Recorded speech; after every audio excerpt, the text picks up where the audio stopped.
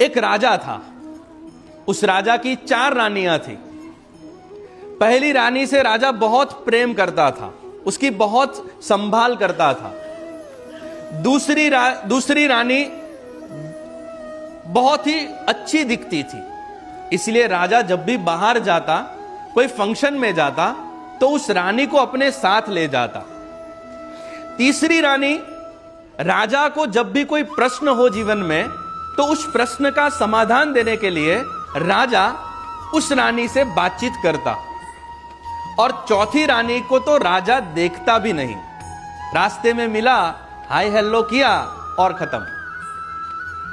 अपने जीवन में राजा का जब अंतिम वक्त चल रहा था, तब राजा ने डिसाइड किया मेरी 4 रानियां हैं, मैं एक को तो अपने साथ ले जाऊं।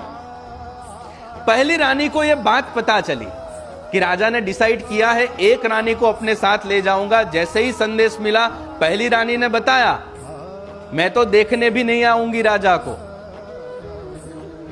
दूसरी रानी तो एक स्टेप और आगे निकली, राजा को कहा कल आप जाओगे, मैं परसों किसी और के साथ शादी कर लूंगी। तीसरी रानी को राजा से प्यार था, इसलिए राजा से कहा मैं थोड़े डिस्टेंस, थोड़े अंतर तक तो मैं आपके साथ आ सकती हूं, आगे आप मेरा कोई भरोसा।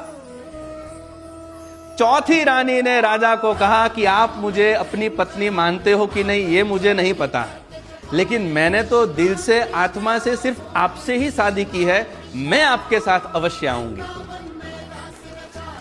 दोस्तों, हमने हमारे जीवन के अंदर हमने भी 4 शादियां की है। सबसे पहली शादी हमने हमारे शरीर के साथ की है, जो हमारे साथ नहीं आने वाला है। दूसरी शादी हमने हमारी धन संपत्ति के साथ की है, दूसरे ही दिन किसी और की हो जाएगी। तीसरी शादी हमने हमारे परिवार के साथ की है, हमारे अंतिम समय में श्मशान तक जरूर आएगी। लेकिन दोस्तों, जिस रानी को हम सबसे ज्यादा महत्व देते हैं, वो है हमारे कर्म, जो हमारे जन्म के और मृत्यु के बाद भी हमारे साथ हैं।